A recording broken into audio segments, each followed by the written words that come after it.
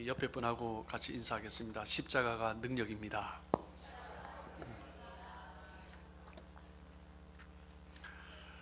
오늘은 예레미야 33장 말씀을 가지고 기도의 능력이라는 제목으로 함께 말씀을 나누겠습니다. 구약의 인물 중에, 특별히 구약의 선지자 중에서 이 사람이 어떤 성향의 사람이다, 가장 잘 그 성향을 파악하기 쉬운 사람이 예레미야다라고 할 수가 있습니다. 예레미야는 예레미야서나 예레미야 애가를 볼 때 그 숱한 기도, 그리고 하나님 앞에 백성들에게 선포했던 그 메시지, 간구를 보면은 이 사람의 성향이 어떻다라는 것이 금방 드러나죠. 네 가지 기질 중에서 다혈질, 담즙질, 우울질, 점액질 이렇게 있는데, 그 중에 우리 예레미야는 명백하게 우울질적인 기질을 가지고 있는 것을 우리가 쉽게 알 수가 있습니다. 완벽주의적인 그런 모습이 있고, 자기 희생적인 모습이 있고, 그리고 이제 내면에 이제 충실한 그런 모습이 있습니다. 어떤 문제든지 매사에 또 무겁고 심각하게 받아들이는 그런 성향이 있고, 내면을 많이 보다 보니 더 움츠러드는 그런 성향이 예레미야에게 있는 것 같습니다. 그래서 예레미야서나 애가를 보면은 메시지들이 조금은 비극적인 메시지가 있는데, 물론 그 당시 유다가 멸망되었기 때문에, 포로 가운데 있기 때문에 그런 메시지가 있을 수밖에 없지만, 그런데 그 메시지가 받는 사람이 칼로 뼈를 도려내는 것 같이 굉장히 아픈 메시지를 선포하고 있는 것을 우리가 볼 수 있습니다. 물론 이제 회개하라라고 외치는 메시지지만 그 백성들을 바라보면서 어떤 굉장히 비극적으로 바라보고 외치고 있는 그런 예레미야의 모습을 우리가 보면서 예레미야는 이런 사람이다라는 것을 쉽게 파악할 수 있는 것 같아요. 특별히 예레미야서 앞부분은 굉장히 비극적인데, 이제 30장부터 조금 분위기가 바뀌어가기 시작합니다. 이제 희망의 메시지가 어떻게 하면 우리가 하나님 앞에 돌아올 수 있는지, 또 하나님께서 새로운 일을 시작하신다라는 것에 대해서 메시지를 선포하죠. 특별히 오늘 우리가 함께 읽은 33장 말씀이 그 메시지의 전환점입니다. 하나님께서 우리 유다 백성들 가운데, 이스라엘 백성들 가운데 새 일을 이루실 것이다 라는 메시지가 선포되죠. 그런데 오늘 함께 읽었던 것처럼 33장 1절 말씀을 보시면, 이렇게 지금 급박한 때, 유다가 포로 생활 가운데 있는 이때 보면 지금 예레미야는 어디에 있습니까? 33장 1절 말씀에 보면 예레미야가 아직 시대 뜰에 갇혀 있다라고 말을 하고 있습니다. 감옥에 있는 거죠.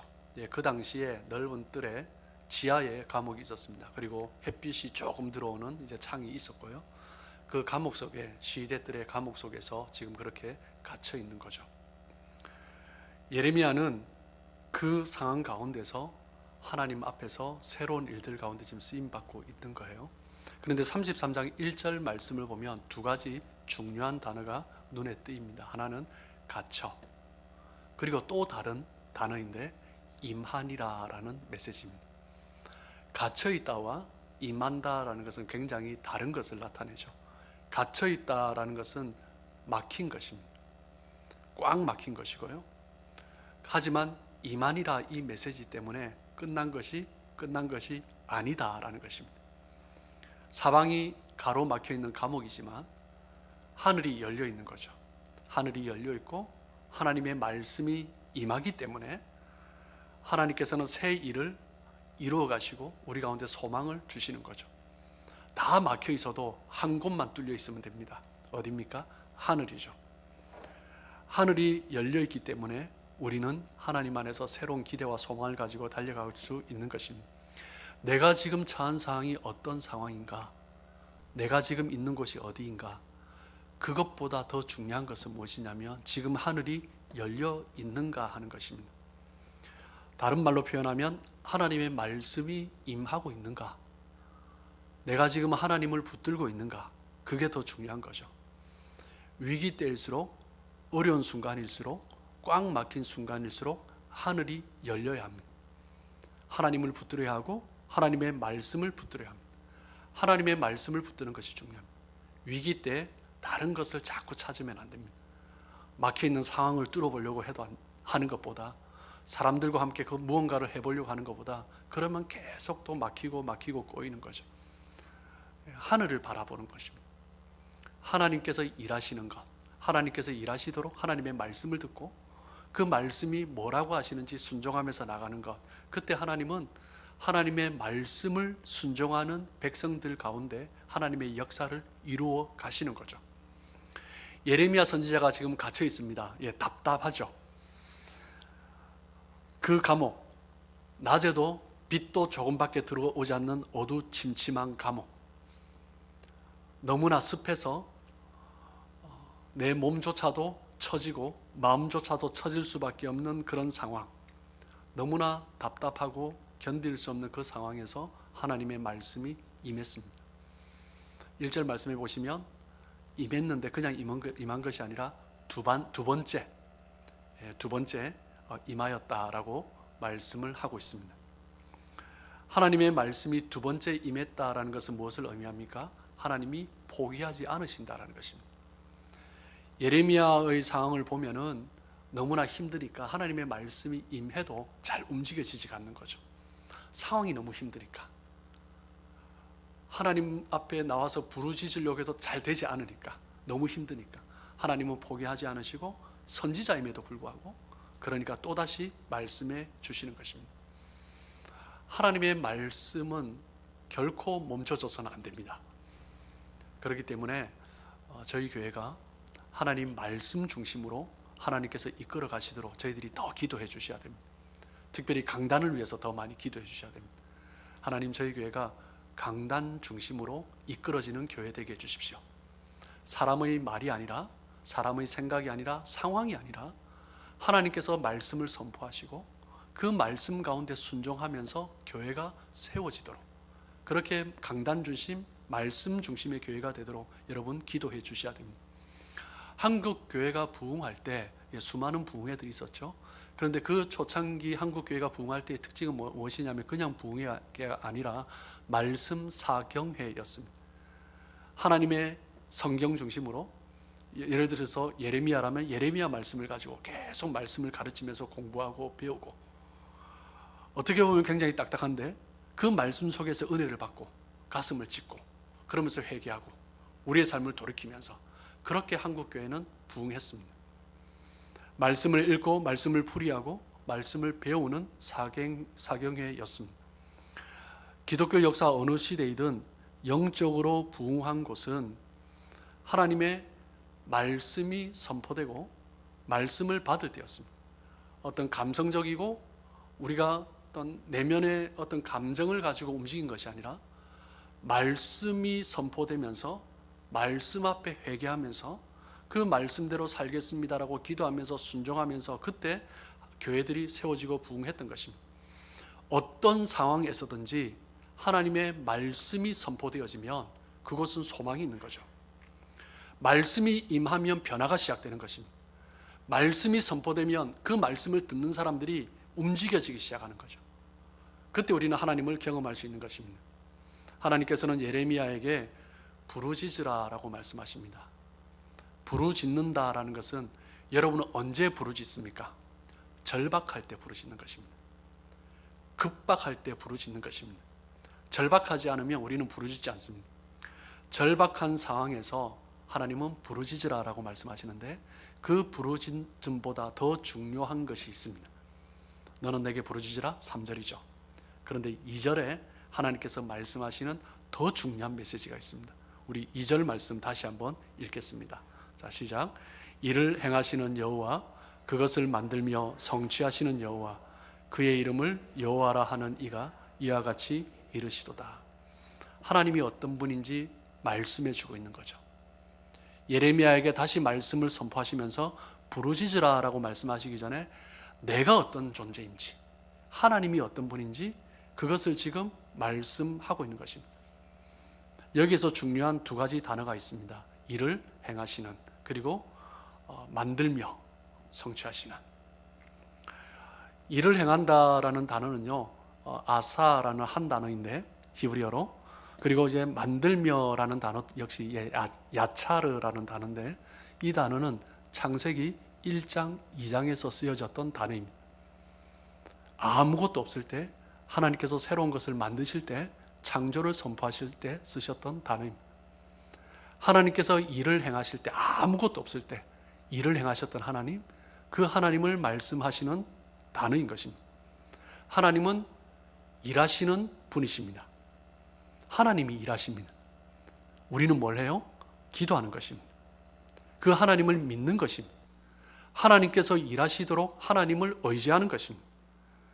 그 하나님을 믿는 것, 기도하기 이전에 먼저 믿음이 필요한 거예요. 어떤 믿음요? 하나님이 일하신다라는 것입니다. 두 번째, 하나님이 만드신다라는 것입니다. 태초에 하나님이 천지를 창조하시니라. 아무것도 없을 때 무에서 유를 만드셨던 하나님, 아무것도 보이지 않아도 하나님은 만드시는 분이시다라는 것입니다. 그 하나님을 믿고 그때 기도해야 되는 거죠. 이 말씀만 믿으면 믿지 못할 것이 없고, 이 말씀만 믿으면 되지 않는 것이 없는 것입니다. 창조의 하나님은 능치 못할 일이 없습니다. 하나님은 모든 것을 이루시는 분이십니다. 어떤 상황에서도 일하시고 어떤 상황에서도 만들고 성취하시는 분이십니다.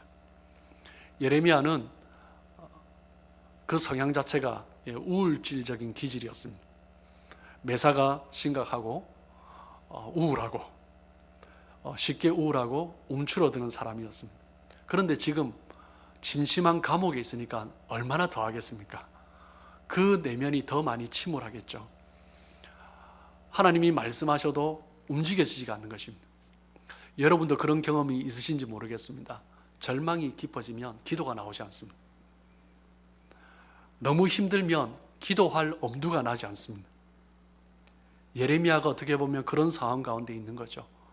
유다가 완전히 폐허가 되었고 백성들은 포로로 잡혀갔고 자기 또한 지금 어두운 침침한 감옥 속에 있고 기도하려고 해도 너무 막막하고 보이지 않는 것입니다.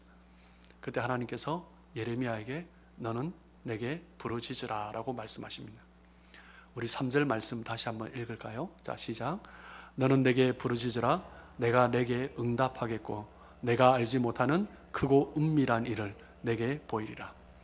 하나님께서 예레미야에게 말씀하십니다. 기도하라 라고 말씀하지 않으시고 부르짖으라 라고 말씀하십니다. 기도의 능력은 부르짖음으로 나타나는 것입니다. 특별히 마음이 짓눌려 있을 때 그때 그것을 이기는 힘은 무엇이냐면 부르짖는 것입니다.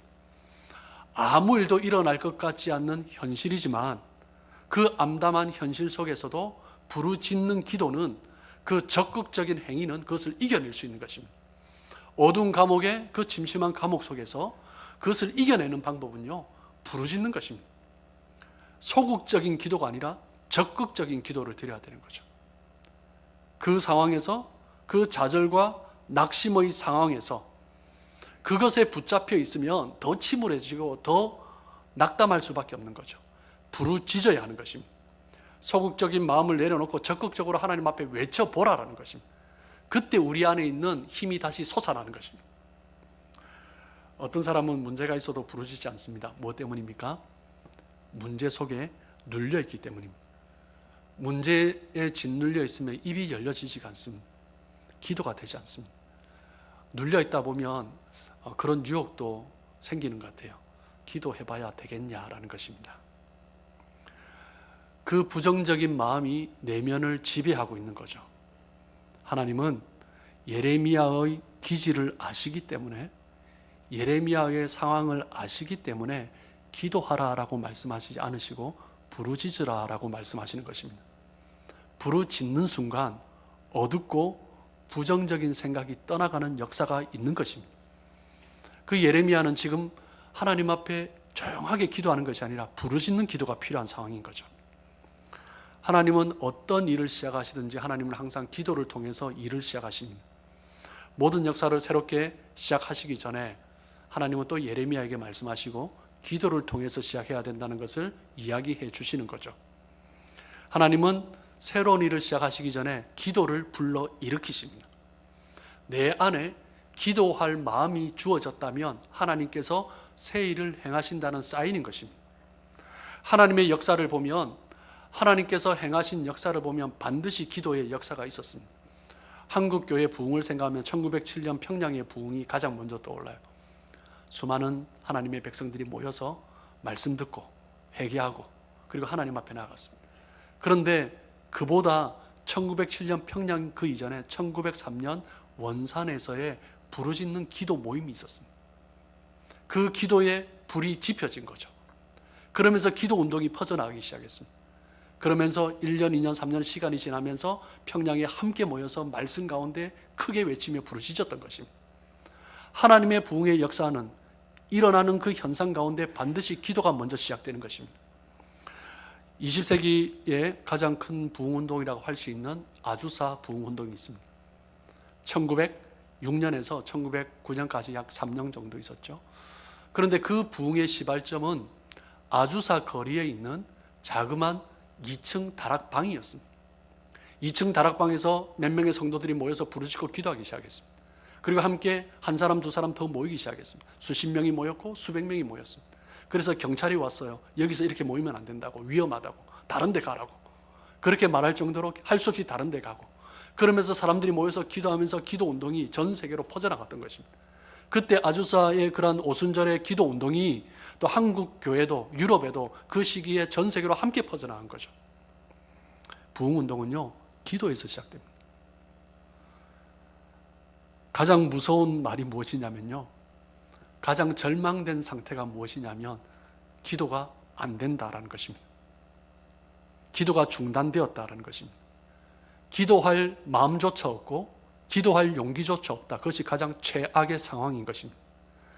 기도하면 뭐해? 라고 말하는 것이 가장 나쁜 말이고 무서운 말입니다.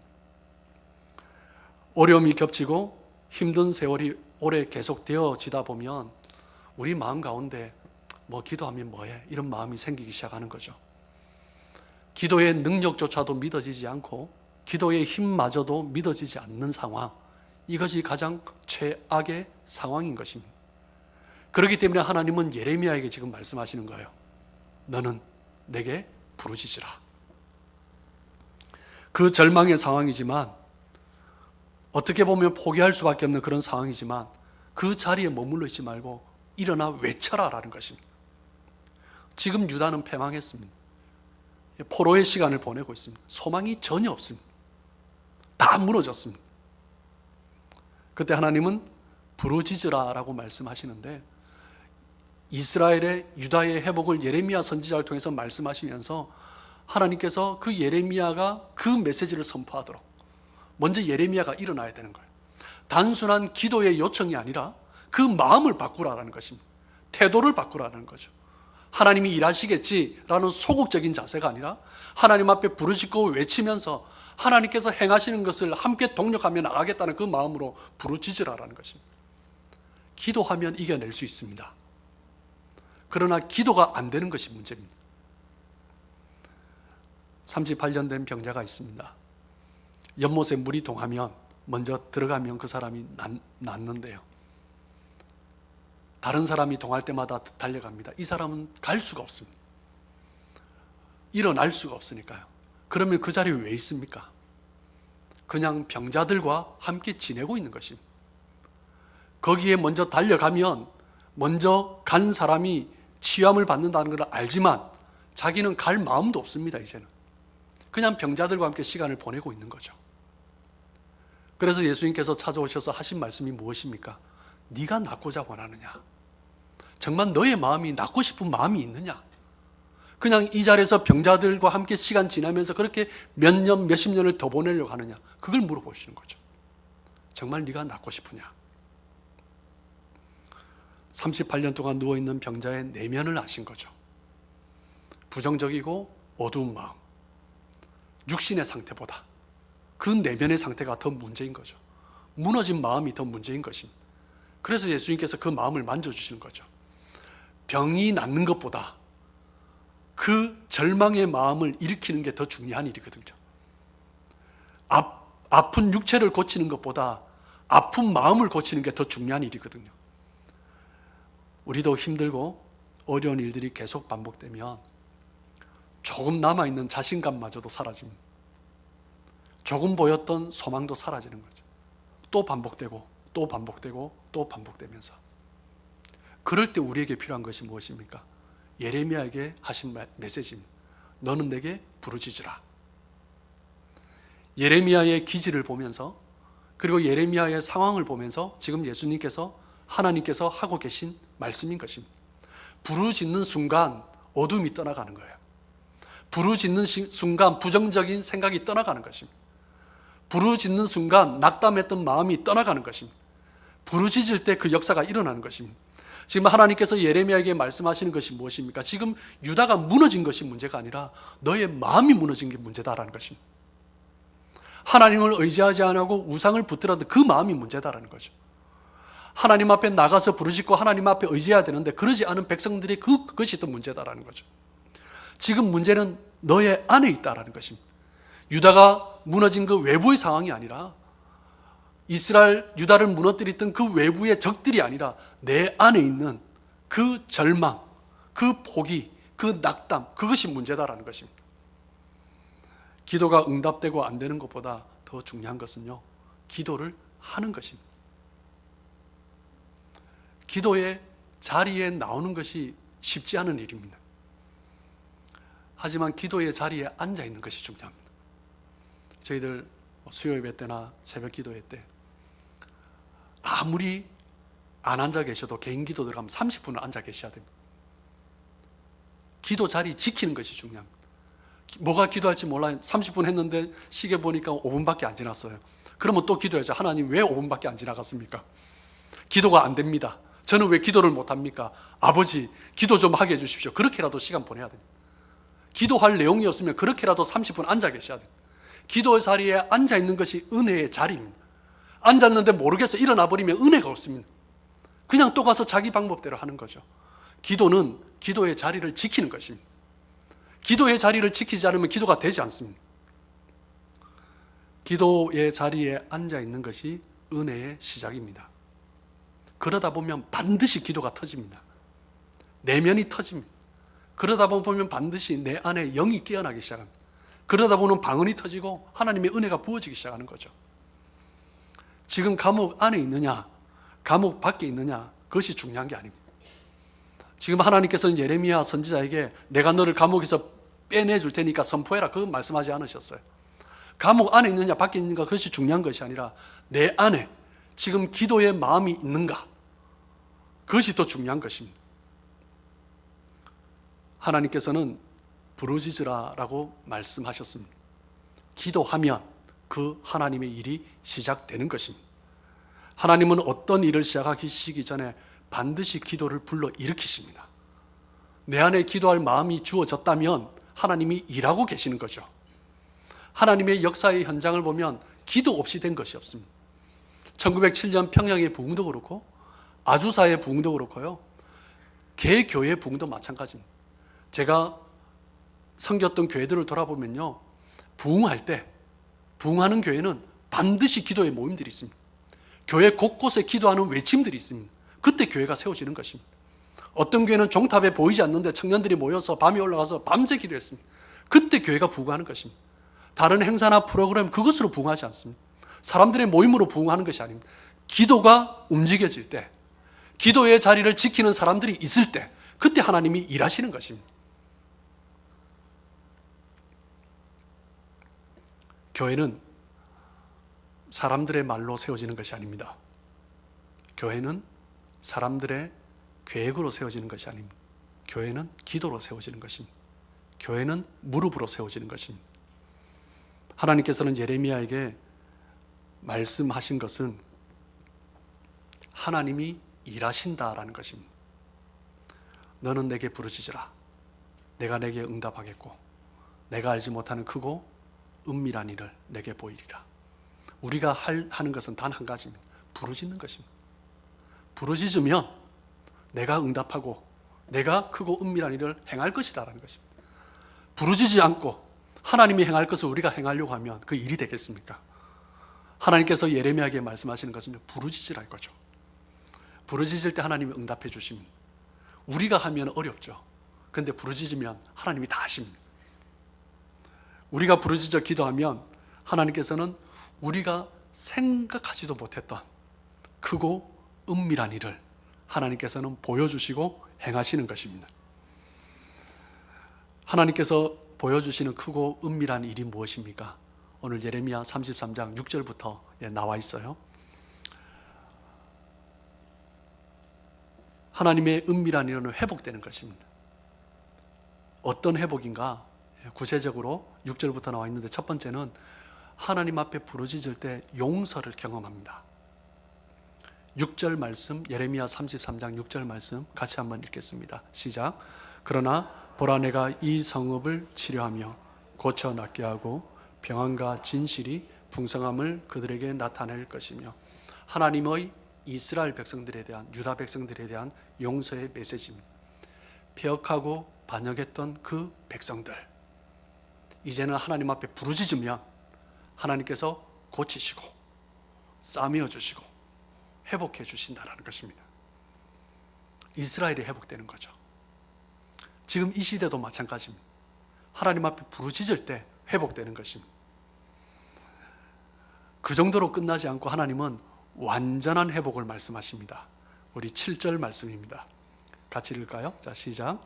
내가 유다의 포로와 이스라엘의 포로를 돌아오게 하여 그들을 처음과 같이 세울 것이며. 그들을 처음과 같이 세울 것이며. 완전히 폐허가 된 유다, 예루살렘, 그 이스라엘, 하나님께서 돌아오게 하는데 처음처럼 세울 것이다. 하나님께서 완전하게 회복을 약속해 주시는 것입니다. 하나님의 무너진 도성, 이제는 하나님께서 영광스럽게 회복해 주시겠다라고 말씀하는 거죠. 언제요? 부르짖을 때. 기도는 회복을 가져옵니다. 부르짖을 때 회복이 오는 것입니다. 그리고 하나님은 또 나가셔서 또 말씀해 주십니다. 그 회복은요, 열방 가운데 높여 주십니다. 우리 9절 말씀입니다. 같이 읽겠습니다. 시작. 이 성읍이 세계 열방 앞에서 나의 기쁜 이름이 될 것이며 찬송과 영광이 될 것이요. 그들은 내가 이 백성에게 베푼 모든 복을 들을 것이요. 내가 이 성읍에 베푼 모든 복과 모든 평안으로 말미암아 두려워하며 떨리라. 하나님이 열방 가운데 그 이스라엘 백성들을, 유다 백성들을 높여주시는 거죠. 이스라엘 백성들은요, 지금 너무나 수치스러운 상황입니다. 이스라엘 나라, 유다 나라는 너무나 수치스럽습니다. 나라가 완전히 무너졌습니다. 다 포로로 잡혀갔습니다. 소망이 없습니다. 그런데 하나님은 그 수치스러운 백성들을 향하여서 너희가 나의 기쁨이 될 것이고 나의 기쁜 이름이 될 것이고 나의 찬송이 되고 나의 영광이 되리라 약속해 주시는 것입니다. 그런데 어떻게 해요? 세계 열방 앞에서 상상하지도 못한 일이죠. 상상을 초월하는 약속을 해주고 계십니다. 하나님 앞에 기도했더니 하나님께서 우리를 고쳐주실 뿐만 아니라 잃어버렸던 모든 것을 다시 새롭게 해주실 뿐만 아니라 세계 열방 앞에서 높여 들려주시겠다라고 말씀하시는 것입니다. 하나님은 우리를 회복하시는 분이십니다. 하나님은 예비하신 좋은 것을 주시는 분이십니다. 하나님은 반드시 응답하시는 분이십니다. 하나님은 반드시 일하시는 분이십니다. 예수 믿는 것이 단편적으로 예수 믿고 구원받았다 그렇게 생각하면 안 됩니다. 예수 믿는 것은요, 날마다 하나님을 구하고 하나님을 의지하며 하나님께서 일하시도록 맡기는 것입니다. 그때 우리는 훨씬 더 풍성한 삶을 경험할 수 있는 거죠. 광야에 이스라엘 백성들이 200만 명이 넘는 사람들이 40년을 광야를 보냈습니다.